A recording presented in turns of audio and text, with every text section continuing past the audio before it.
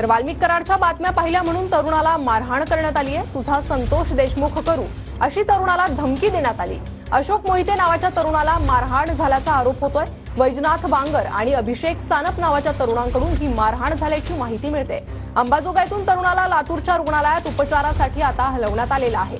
अशोक मोहितेला मारहाण करणारे तरुण फरार आरोपी कृष्णा आंधळेचे मित्र असल्याचं कळतंय। वैजनाथ बांगर अभिषेक सानपच्या इन्स्टा स्टेटसवर आंधळेचा फोटो पाहायला मिळाला आहे। तर कराडच्या बातम्या पाहिल्या म्हणून तरुणाला मारहाण करण्यात आलेली आहे। अशोक मोहिते नावाच्या तरुणाला मारहाण करण्यात आलेली आहे। तर अशोक मोहितेला मारहाण करणारे कृष्णा आंधळेचे मित्र असल्याची माहिती मिळते।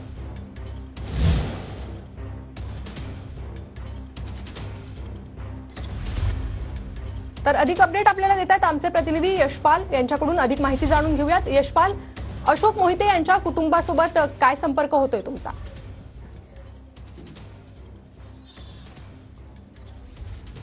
प्रणिता, केज तालुक्यातील नारनळी हे गाव आहे, तरनळी हे गाव आहे। या ठिकाणी अशोक मोहिते नावाचा तरुण काल रात्री वाल्मिक कराडच्या बातम्या पाहत होता। वाल्मिक कराडच्या बातम्या का पाहतोस म्हणून त्या तरुणाला बेदम मारण्यात करण्यात आलेली आहे। आता मी या गावामध्ये आहे, त्याच्या आई वडिलांची भेट घेतलेली आहे। आई वडील अत्यंत वाईट अवस्थेमध्ये आहेत, आपण पाहू शकतो।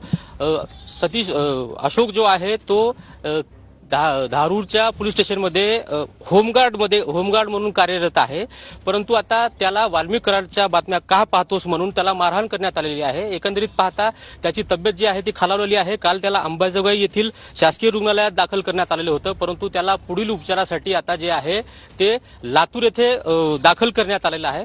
एकंदरीत पाहता होमगार्ड म्हणून कार्यरत असणारा पोलीस विभागामध्ये काम करणाऱ्या अशोक मोहिते याला मारहाण झालेली आहे। त्यामुळे आता कुठंतरी या ठिकाणी कायदा व सुव्यवस्थेचा प्रश्न निर्माण झाल्याचं चित्र आपल्याला पाहायला मिळत आहे। प्रणिता, नक्कीच यशपाल, धन्यवाद या सविस्तर माहितीसाठी।